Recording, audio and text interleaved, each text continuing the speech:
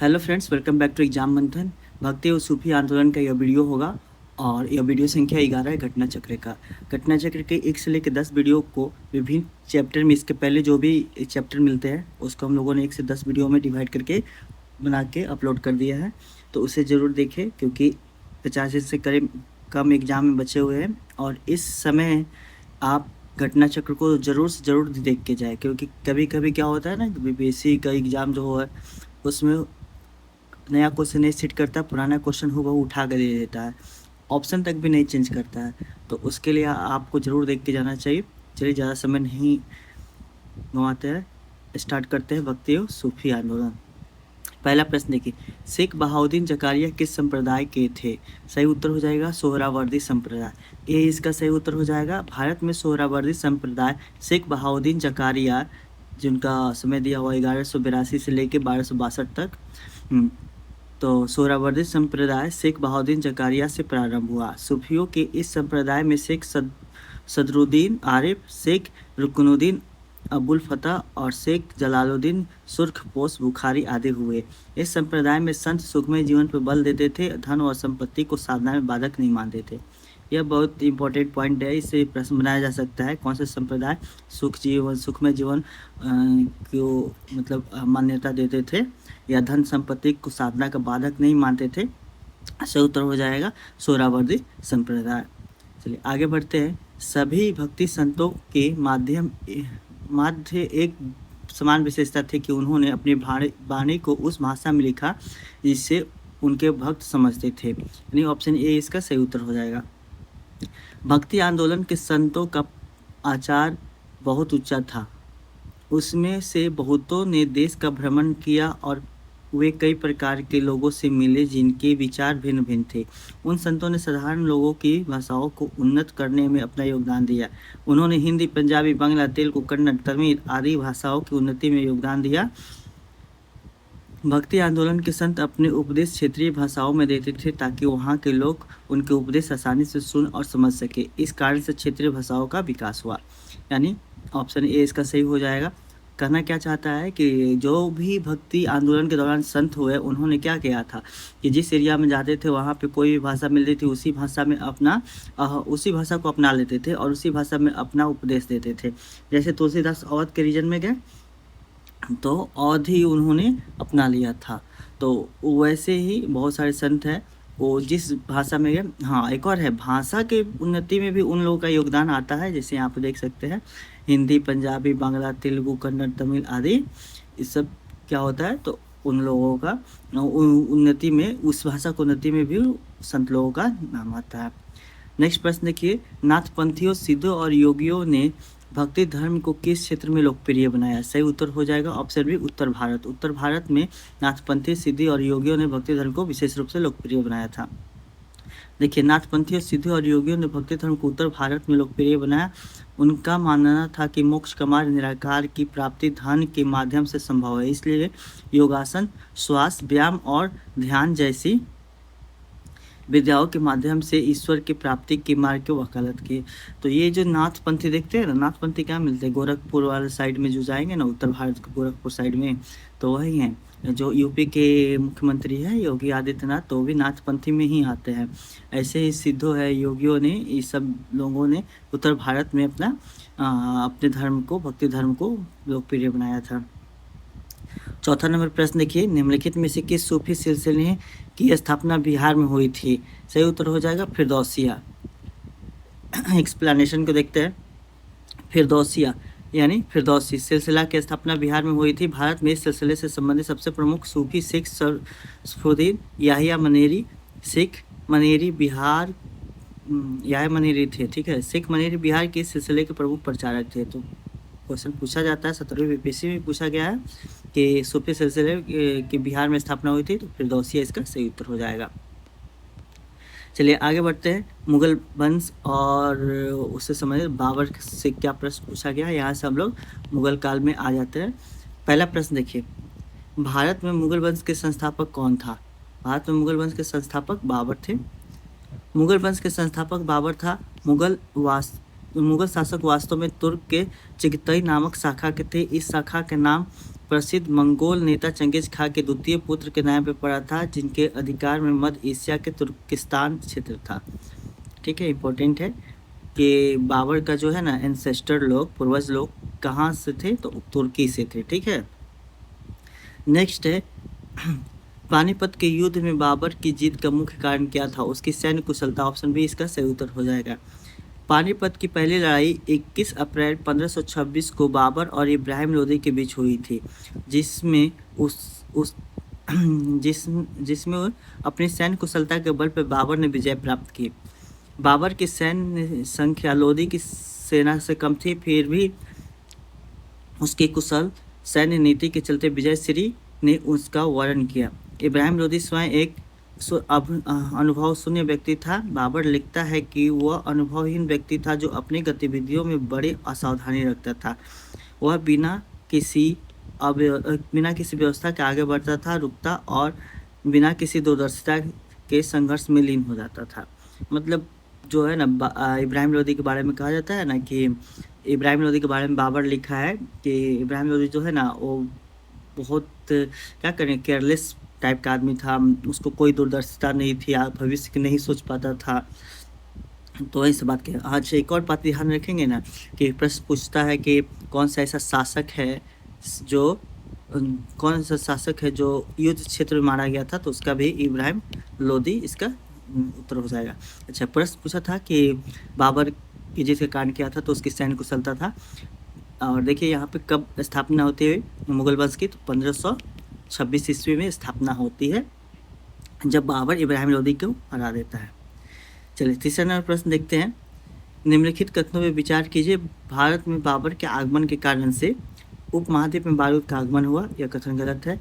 क्षेत्र की वास्तुकला में मेहराब और गुंबद का परिचय हुआ। पहले ही आ गया था, क्योंकि गोलकुंडा के शासक लोगों ने गुंबद और ये सब निर्माण कराना शुरू कर दिया था।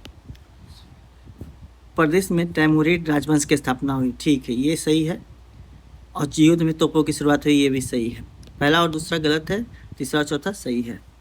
एक्सप्लेनेशन को देख लेते हैं। देखिए यहाँ पे दिया कौन सा कथन सही है, तो कथन सही है ऑप्शन ए 3 और 4 सही है।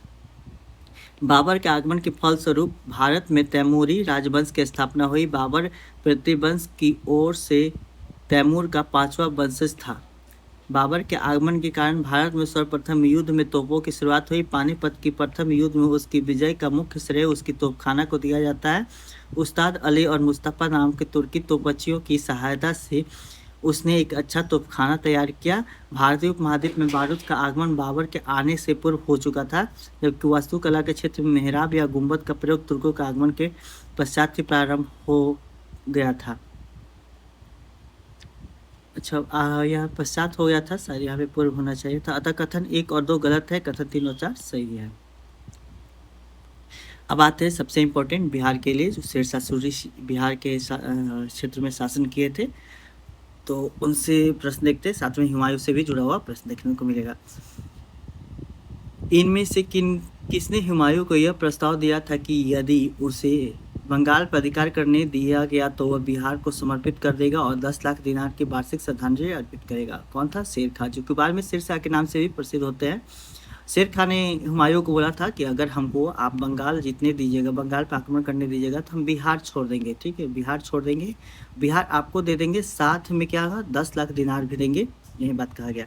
बंगाल अभियान के समय शेर खां ने हुमायूं को यह प्रस्ताव दिया था कि बिहार हुमायूं को सौंप देगा यदि उसे बंगाल पर अधिकार करने दिया जाए, साथ ही 10 लाख दिनार की वार्षिक श्रद्धांजलि अर्पित करेगा। ठीक है, नेक्स्ट क्वेश्चन है, इन शासकों में से किसने अपनी सैन्य टुकड़ियों को 200, 250 और 500 की इकाइयों में विभाजित किया था? सही उत्तर हो जाएगा इनमें से कोई नहीं, क्योंकि देखिए किसका नाम आता है। इस्लाम शाह शेरशाह का पुत्र था। इस्लाम शाह ने पूरे उत्तर भारत में लगभग 8 वर्षों तक शासन किया और उसकी मृत्यु लगभग 1553 में हुई थी। इस्लाम शाह ने अपनी सैन्य टुकड़ियों को 50, 200, 250 और 500 की इकाइयों में विभाजित किया था। ठीक है, तो यहाँ पे देखिए क्या दिया हुआ है ना, यहाँ पे दिया हुआ है 200, तो 50 वाला तो नहीं दिया हुआ है, 200, 250, यानी 200, 250, ठीक है, और यहाँ पे क्या दे रहा है उत्तर में, पहले दिया हुआ है पहले टुकड़ियों को 50, ठीक, उसके बाद से 250 और 500 यहाँ पे भी है 500, तो दोनों नहीं मिल रहा है। हालांकि इसका उत्तर जो बीपीएससी है वो डी माना हुआ है। संभवतः शेरशाह के समय भी सैन्य विभाजन की प्रणाली प्रचलित थी, यही प्रणाली प्रचलित थी। ध्यातव्य है कि बिहार लोक सेवा आयोग ने इस प्रश्न को उत्तर ई माना है, तो ई ही माना है, तो हम लोग भी ई मान के चलेंगे, क्योंकि यहाँ पे क्या दिया हुआ है, प्रश्न में दिया है 200, 250 और 500, और यहाँ पे इस्लाम शाह जो रहता है, इस्लाम शाह, ये डी वाला ऑप्शन 50, 250 और 500 के रेंज, मतलब कि उसके रेशियो में रखता है। अगला प्रश्न देखिए, हुमायूं ने चुनार दुर्ग पर प्रथम बार आक्रमण कब किया था? सही उत्तर हो जाएगा 1532 ईस्वी में। हुमायूं ने चुनार दुर्ग पर प्रथम बार आक्रमण 1532 ईस्वी में किया। इस किले को उसने 4 महीने तक घेरे रखा, जिसके बाद शेर खान ने हुमायूं की अधीनता स्वीकार कर ली। इसके अतिरिक्त 1531 ईस्वी में कलिंजर पर आक्रमण किया था। तो क्या करता है शेर खान जो है ना, शेर खान वो रहते हैं चुनार के दुर्ग के अंदर रहते हैं, और उसी समय हुमायूं क्या करता है, आक्रमण कर देता है और 4 महीने तक उसको घेर के रखता है 1532 ईस्वी में। बाद में शेर खान कहता है कि हम तुम्हारी अधीनता स्वीकार करते हैं हुमायूं। आखिर बाद में जाके हुमायूं को हराते हैं शेर खान ही, लेकिन ये चुनार दुर्ग वाला जो घटना है इससे प्रश्न पूछा गया है, जब हुमायूं उसमें थोड़ा सा ये चीज़ को मिला था। चलिए आगे बढ़ते हैं। निम्नलिखित में से किसने यह अपने बादशाह पति के लिए मकबरे का निर्माण कराया था? सही उत्तर हो जाएगा हाजी बेगम ने। ऑप्शन बी इसका सही उत्तर हो जाएगा। हाजी बेगम ने अपने पति हुमायूं के मकबरे का निर्माण दिल्ली में 1565 से 1572 में करवाया था। इस मकबरे का नक्शा मीरक मिर्जा गियास ने तैयार किया था। मकबरा मुख्यतः लाल बरुआ पत्थर और सफ़ेद संगमरमर से बना है। इस मकबरे को चारबाग शैली में बाग को लगाया गया है, ठीक है। तो ये देखिए क्या होता है ना कि मुग़ल काल में जो भी शासक हुए हैं उन लोगों का मरने के बाद से जो भी मकबरा बना था उसको से प्रश्न पूछता है। जैसे कि अभी हम लोगों ने बाबर पढ़ा, तो बाबर का मकबरा कहाँ है? तो बाबर का मकबरा हिंदुस्तान में नहीं है, ठीक है, उनका मकबरा अफ़गानिस्तान में है, ठीक। बाबर का हिंदुस्तान में नहीं है। हुमायूं का कहाँ है? हुमायूं का दिल्ली में है। और वैसे ही अकबर पढ़ेंगे जब, तो अकबर का भी देखिएगा तो सिकंदराबाद में है। तो जितने भी कहा जाता है ना कि जो मुग़ल काल के शासक थे उन लोगों का सब जगह का, सब शासक का, पर महत्वपूर्ण शासकों का मकबरा अलग अलग शहरों में है। मैं इस फॉलोइंग में भी दे सकता है, इसलिए उसे ध्यान देंगे। जैसे जैसे प्रश्न मिलेगा हम उसको कंप्लीट कर देंगे। नेक्स्ट है, हुमायूं द्वारा लड़े गए 4 प्रमुख युद्ध की तिथि अनुसार सही क्रम अंकित करें। युद्ध स्थानों के नाम नीचे अंकित है। सही उत्तर हो जाएगा देवरा, चौसा, कन्नौज, सरहिंद, ठीक। एक्सप्लेनेशन में लिखते हैं, हुमायूं द्वारा लड़े गए 4 प्रमुख युद्धों का क्रम इस प्रकार है: देवरा, चौसा, कन्नौज और सरहिंद। 1532 ईस्वी में उसने गोमती के तट पर स्थित दौराह यानी कि देवरा नामक स्थान पर अफगान विद्रोहियों को परास्त किया था। 1539 ईस्वी में चौसा के युद्ध में हुमायूं को शेरशाह से पराजित होना पड़ा। इस युद्ध में निजाम मुल्क भिश्ती ने हुमायूं की जान बचाई। हुमायूं के विरुद्ध चौसा की इस विजय ने शेर खां की शक्ति और प्रतिष्ठा दोनों में वृद्धि हुई।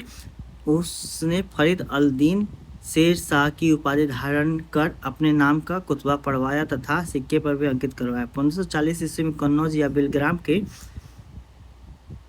युद्ध में, जो बिलग्राम वाला युद्ध है ना 1540 में हुआ था, हुमायूं ने शेर शाह को पराजित होना पड़ा और विवश होकर निर्वासित की भांति इधर उधर भटकना पड़ा। 1555 ईस्वी में सरहिंद युद्ध की विजय ने हुमायूं को एक बार पुनः उसका खोया हुआ राज वापस दिलाया। अर्थात युद्धों का सही क्रम इस प्रकार है: देवरा, चौसा, कन्नौज, सरहिंद, ठीक है। कन्नौज को ही बिलग्राम भी कहा जाता है, ध्यान रखेंगे। चलिए अब इसका एक ट्रिक है, आप याद रखेंगे। जैसे हुमायूं द्वारा लड़े गए 4 प्रमुख युद्धों का जो क्रम है ना, याद रखेंगे। टी सी बिल है सर, ठीक। डीसी बिल है सर, इसको ध्यान रखेंगे। डी से देवरा, सी से चौसा, ठीक है। बिल से बिलग्राम यानी कन्नौज का है, सर से सरहिंद।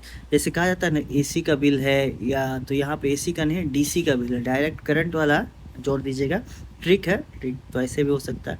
तो डीसी बिल है सर, ये किसका है? हुमायूं द्वारा लड़े गए 4 प्रमुख युद्ध। हाँ, इसका जो ये डेट दिया हुआ उसको भी ध्यान रखिएगा, 1532 1539। चौसा में देवरा में कौन जीतता है? हुमायूं जीतता है। चौसा में क्या होता है? हुमायूं हार जाता है। कन्नौज में हुमायूं हार के भाग जाता है, ठीक है। सरहिंद से फिर वापसी करता है जब शेरशाह की मृत्यु हो गई रहती है तो होता है। चलिए अब छठा नंबर प्रश्न को देखते हैं। छठा नंबर प्रश्न कहता है निम्नलिखित में से किस सुल्तान ने पहले हजरत आला की उपाधि अपनाई और बाद में सुल्तान की? ठीक, मिनट।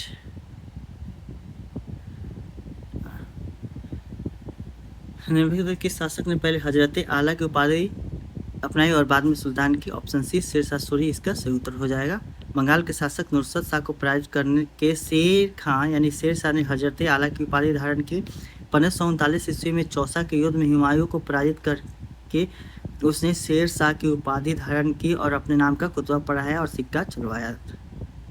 तो ऑप्शन सी इसका सही उत्तर हो जाएगा। आगे बढ़ते हैं। शेर शाह का मकबरा कहाँ स्थित है? बिहार के सासाराम जिला में स्थित है। इससे प्रश्न पूछे जाते हैं। शेर शाह के मकबरा बिहार के रोहतास जिले में सासाराम नामक स्थान पर एक तालाब के ऊंचे चबूतरे पर बना हुआ। कलिंजर युद्ध यानी 1545 ईस्वी के दौरान घायल हो जाने से शेरशाह की मृत्यु हो गई थी, ठीक है। और शेरशाह के मकबरा से प्रश्न पूछा जाता है ना कि यह कैसा है, तो यह अष्टकोणीय मतलब अष्टकोणीय बना हुआ है। अब चारों ओर से झील के बीच में इसको बनाया गया है। बिहार में वर्तमान समय में यह एक पर्यटन के दृष्टिकोण से भी महत्वपूर्ण स्थान रखता है। 8वां नंबर है जब्ती प्रणाली किसकी उपज थी? सही उत्तर हो जाएगा शेरशाह। शेरशाह की उपज थी जब्ती प्रणाली। जब्ती मुगल कालीन राजस्व व्यवस्था निर्धारण करने की महत्वपूर्ण प्रणाली थी। प्रमुख ऐतिहासिक स्रोतों और अबुल फजल के विवरण के अनुसार इस प्रणाली की शुरुआत शेरशाह के काल में मानी जाती है, जबकि अकबर के शासनकाल में इस प्रणाली में कई बदलाव कर और इसे वैज्ञानिक बनाया गया। जब्ती प्रणाली ही अकबर के समय में आगे चल के आईना दहसाला का आधार बनी। आईना दहसाला का आधार बनती है जब्ती प्रणाली, जिसकी शुरुआत किसने किया था? शेरशाह ने किया था। चलिए 9वां नंबर प्रश्न देखते हैं। किसी भी सरकार ने नहीं और अंग्रेजों ने भी नहीं जितना इस पठान ने काफ़ी बुद्धिमत्ता का परिचय दिया था। शेरशाह सूरी के बारे में शब्द किसने लिखा है? H.G. किन्स ने कहते हैं कि कोई सरकार, अभी तक कोई सरकार या अंग्रेज भी उतना दूरदर्शिता नहीं थे, इतना अच्छे आदमी, इतने अच्छे मतलब बुद्धिमत्ता उनके पास नहीं था जितना कि शेरशाह सूरी किया था। ये H.G. किन्स का स्टेटमेंट है, ठीक है। देखिए H.G. किन्स शेरशाह सूरी के बारे में लिखते हैं कि किसी भी सरकार ने नहीं, अंग्रेजों ने भी नहीं जितना कि इस पठान ने अपनी बुद्धिमत्ता का परिचय दिया था। दरअसल शेरशाह के बारे में यह टिप्पणी की ने उसकी प्रशासनिक शासन व्यवस्था, शांति व्यवस्था, सड़कें, सराय, डाक व्यवस्था आदि में सुधार के संदर्भ में की थी। 10 नंबर प्रश्न को देखते हैं। 26 जून 1539 को शेरशाह और हुमायूं के बीच में कहाँ युद्ध लड़ा गया? 1539 में लड़ा गया था चौसा का युद्ध। चौसा का युद्ध कौन जीतता है? तो शेरशाह सूरी जीतता है, हुमायूं हार जाता है। चौसा की लड़ाई 1539 ईस्वी में शेरशाह सूरी और मुगल शासक हुमायूं के बीच में हुई थी। शेरशाह सूरी ने हुमायूं को हराया। फरीद अल दीन शाह शेरशाह की उपाधि धारण की। तो यहाँ पे हम लोग शेरशाह सूरी और हुमायूं से जुड़े प्रश्न खत्म करते हैं। अब आते हैं बाबर। बाबर भी काफ़ी इंपॉर्टेंट है, इससे भी काफ़ी प्रश्न बनाए जाते हैं, न केवल यूपीएससी में बल्कि और बिहार के और सभी एग्जाम्स में इसको बनाया जाता है। चलिए देखते हैं। भारत के एकीकरण के बाद वह मध्य पूर्व और पश्चिमी एशिया को एक करना चाहता था, जो एक विश्व साम्राज्य की स्थापना की ओर एक महत्वपूर्ण कदम था। आर.पी. त्रिपाठी ने मुगल कालीन भारत के किस सम्राट के बारे में लिखा था? सही उत्तर हो जाएगा ऑप्शन सी अकबर। अकबर के बारे में कहा गया था, ठीक।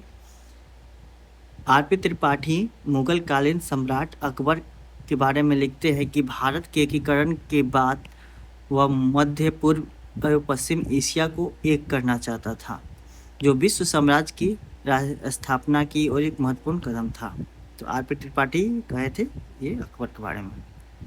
नेक्स्ट है फतेहपुर सीकरी स्थित प्रसिद्ध बुलंद दरवाजा जामा मस्जिद का कौन सा प्रवेश द्वार बनता है? सही उत्तर हो जाएगा दक्षिणी। फतेहपुर सिकरी स्थित प्रसिद्ध बुलंद दरवाजा जामा मस्जिद का दक्षिण प्रवेश द्वार बनता है। फतेहपुर सिकरी की जामा मस्जिद का निर्माण मुगल शासक अकबर ने करवाया था। हल्दी घाटी के युद्ध में महाराणा प्रताप की सेना के सेनापति कौन थे? सही उत्तर हो जाएगा हकीम खां। हल्दी घाटी का युद्ध जून 1576 में महाराणा प्रताप और मुगल सेनापति मानसिंह एवं आसफ खां के मध्य लड़ा गया था। राजपूत योद्धाओं के अलावा राणा की सेना का अग्रभाग का नेतृत्व अफगानों की एक टुकड़ी के साथ ही हकीम खां सुर कर रहा था। राणा की सेना ने भीलों की भी एक छोटी सी टुकड़ी शामिल थी।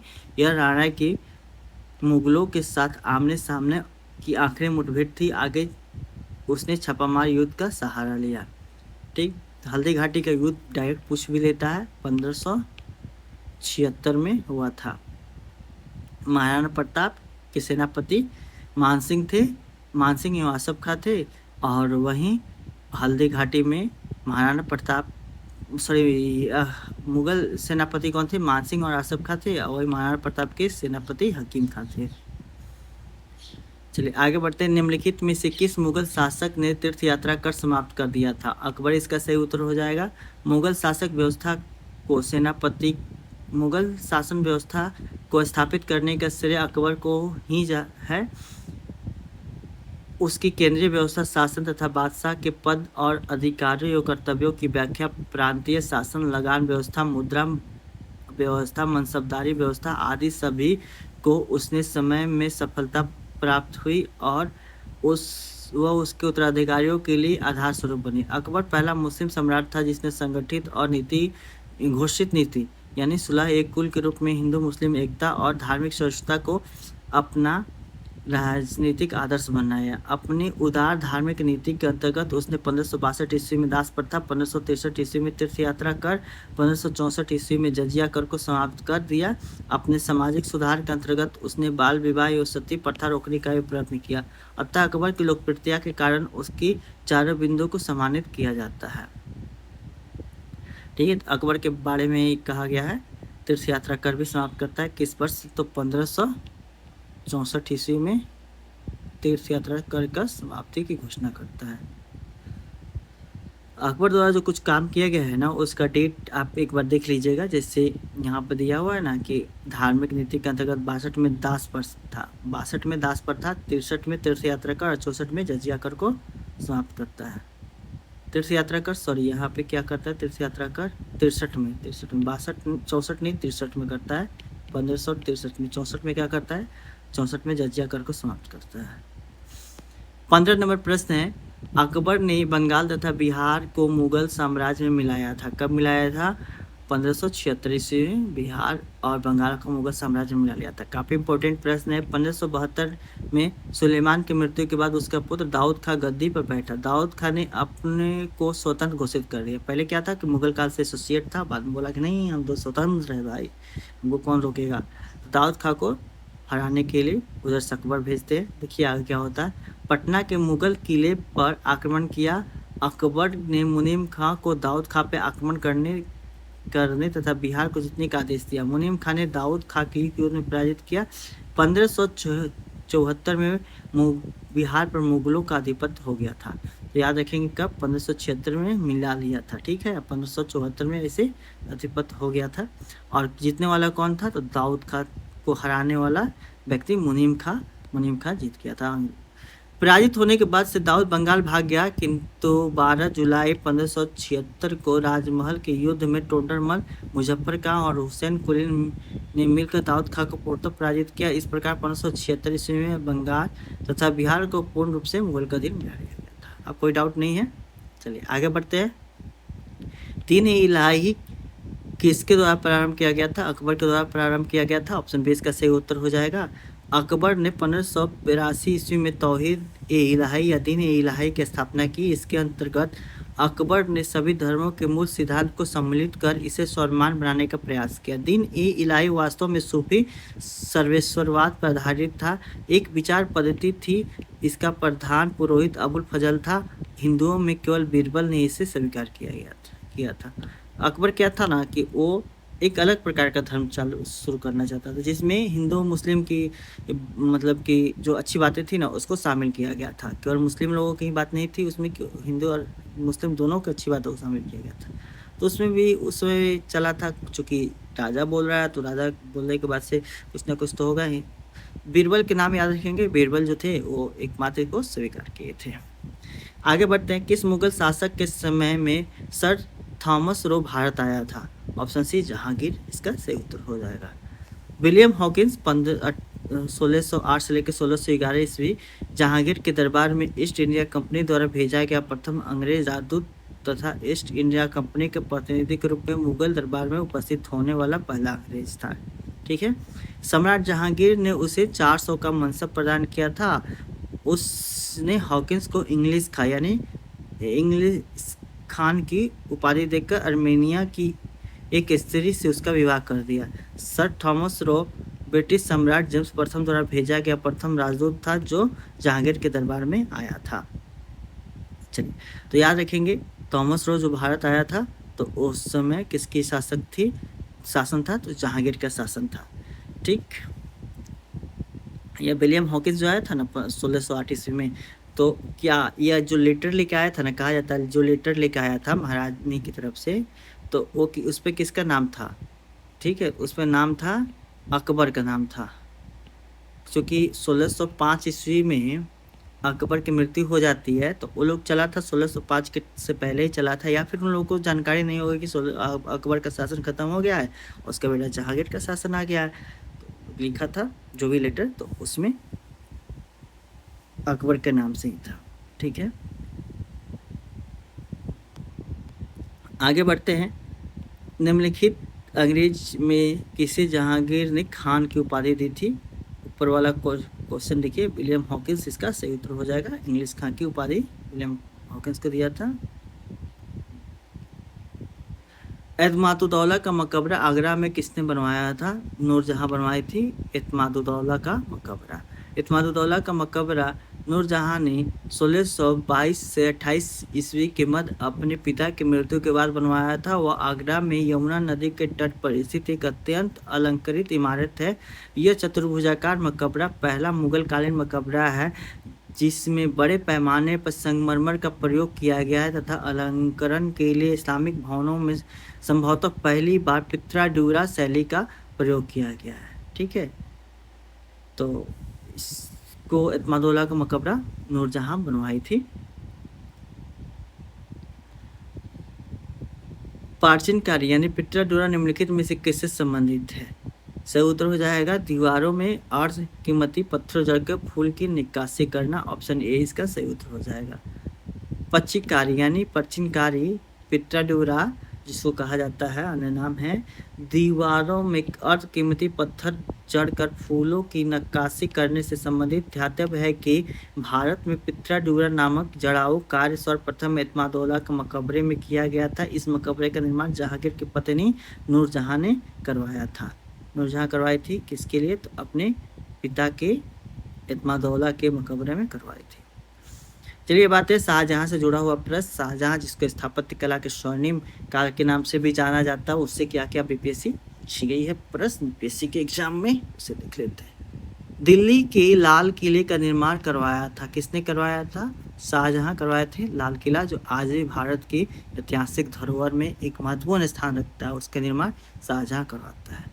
अकबर के फतेहपुर सिकरी की भांति शाहजहां ने दिल्ली में अपने नाम पर शाहजहानाबाद नाम के एक नगर की स्थापना 1638 ईस्वी में की तथा वहाँ अनेक सुंदर एवं वैभवपूर्ण भवनों के निर्माण कर उसे सुसज्जित करने का प्रयास किया। शाहजहानाबाद के भवनों में लाल किला सबसे प्रमुख है। अनियमित अष्टकोणीय आकार का यह किला लाल बलुआ पत्थर से निर्मित होने के कारण से लाल किला के नाम से प्रसिद्ध है। इसका निर्माण कार्य 1639 ईस्वी में प्रारंभ हुआ, लगभग 9 साल में पूर्ण हुआ। इस किले के पश्चिम द्वार का नाम लाहौरी दरवाज़ा एवं दक्षिण द्वार दिल्ली दरवाज़ा है। यह सुंदरता तथा शोभा में अनोखा है तथा संभवतः विश्व में अतुलनीय है। ठीक, और ध्यान रखेंगे 15 अगस्त को, हर वर्ष 15 अगस्त को प्रधानमंत्री, देश के प्रधानमंत्री जो है यही लाल किला भारत का झंडा को फहराते हैं और वहाँ पे उनका भाषण भी होता है। चलिए आगे बढ़ते हैं। निम्नलिखित में से किस इतिहासकार ने शाहजहां के शासन काल को मुगल का स्वर्णिम युग कहा है? Option C A.L. श्रीवास्तव इसका सही उत्तर हो जाएगा। A.L. श्रीवास्तव मुगलकालीन भारत में लिखा है कि शाहजहां का शासनकाल भारत में मध्ययुगीन इतिहास के स्वर्णिम युग के नाम से प्रसिद्ध। यह केवल कला और कला में वास्तुकला के दृष्टिकोण से ही सत्य माना जा सकता है। J.N. सरकार और B.A. स्मिथ शाहजहां के काल को स्वर्णिम काल मानने के पक्ष में नहीं है। ठीक है, अलग अलग इतिहासकार अलग अलग मत हो सकता है। R.S. शर्मा ने शाहजहां के काल को स्पष्ट रूप से मुगल काल का स्वर्णिम काल माना है, अतः विकल्प सी इसका सही उत्तर हो जाएगा। A.L. श्रीवास्तव जी कहते हैं कि शाहजहां का काल है मुगल काल के स्वर्णिम युग कहा जाता है। ईरान के शाह और मुगल शासकों के बीच झगड़े का जड़ क्या था? सही उत्तर हो जाएगा कंधार। कंधार जो कि अभी अफगानिस्तान में पड़ता है, तो इधर से ईरान और इधर से मुगल शासक कंधार यहाँ पर पड़ गया, दोनों के बीच में लड़ाई होता था। कंधार राज्य ईरान के शाह और मुगलों के बीच संघर्ष की जड़ थी, क्योंकि कंधार को अपने हाथों में रखना मुगल शासक तथा ईरान के शाह के लिए रणनीतिक, आर्थिक के साथ साथ भावनात्मक और प्रतिष्ठा का विषय बन गया था। दोनों शासकों की साम्राज्यवादी योजनाओं को कार्यान्वित किया जाना कुछ कंधार अपने हाथों में रखने पर निर्भर करता था। चलिए अब औरंगजेब से जुड़े हुए प्रश्न को भी देख लेते हैं। औरंगजेब द्वारा चलाए गए जिहाद का क्या अर्थ है? सही उत्तर होगा दारुल इस्लाम। औरंगजेब सर्वोपरि एक उत्साही सुन्नी मुसलमान था। उसकी धार्मिक नीति सांसारिक लाभ के किसी विचार से प्रभावित नहीं थी। उदार दारा के विरुद्ध सुन्नी कट्टरता के समर्थक के रूप में राजसिंहासन प्राप्त करने वाले की हैसियत से उसे कुरान का कानून को कठोरता से लागू करने का प्रयत्न किया। इस कानून के अनुसार प्रत्येक धार्मिक मुसलमान को अल्लाह की राह में मेहनत करनी चाहिए, या दूसरे शब्दों में तब तक गैर मुसलमानी देश यानी दारुल हर्ब के विरुद्ध जिहाद करना चाहिए जब तक कि वो इस्लाम के राज्य में यानी दारुल इस्लाम के रूप में परिवर्तित नहीं हो जाते। तो कुल मिला के यही कहा जा सकता है औरंगजेब जो है ना कट्टर था, वो कट्टर एक शासक था जो कि दारुल हर्ब यानी कि गैर इस्लामिक देश को दारुल इस्लाम में बनाने के लिए वो उसकी सोच थी। सर्वप्रथम किस मुगल शासक ने ब्रिटिश के विरुद्ध संघर्ष किया था? ऑप्शन बी सही हो जाता है औरंगजेब। चलिए ब्रिटिश जब आया था ना शुरुआत में, तो ब्रिटिश लोग धीरे धीरे उन लोग अपना क्षेत्र एक्सपेंशन कर रहा है, व्यापार पर नियंत्रण कर रहा है, शासन पर नियंत्रण कर रहा है। तो शुरुआत में तो वो लोग छोटे भाई की तरह काम करते थे, लेकिन औरंगजेब के आते आते उन लोग के भी आए हुए लगभग 1600 से आया था, और 100 साल होने के जा रहा था, 125 साल होने के जा रहा था। तो औरंगजेब के टाइम में वो लोग, औरंगजेब ने देखा कि भाई हम लोग को तो ये भविष्य ही खराब कर देगा, इसीलिए औरंगजेब के टाइम से ही संघर्ष शुरू हो जाता है। मुगलों की का अंग्रेज यानी ब्रिटिश से पहली बार संघर्ष 1686 में औरंगजेब के शासनकाल में हुआ था। मुगल गवर्नर शाइस्ता खान ने जब चौरनौक सहित अंग्रेजों को हुगली से खदेड़ दिया था। तो ये प्रश्न पूछा जाता है हुगली से किसको खरीदा गया, मतलब हुगली पे जो है ना शाइस्ता खान वो मुगल के सेनापति था, उसने अंग्रेजों को भगा दिया था। अब आते हैं मुगल कालीन व्यवस्था, तो इसको देखिए अगला वीडियो में हम लोग देखेंगे, क्योंकि मुगल कालीन जो भी है 3-4 टॉपिक दिया हुआ, उसको नेक्स्ट वीडियो में देखेंगे। वीडियो कैसे लगा जरूर बताएं। जल्द ही आपके लिए करंट अफेयर्स का जो कि चैप्टर वाइज टेस्ट होता है उसमें करंट अफेयर्स का लेके आएंगे। तो चैनल से नहीं जुड़े चैनल से जुड़ जाइए, वीडियो को लाइक कर दीजिए। धन्यवाद, मिलते हैं अगले वीडियो में।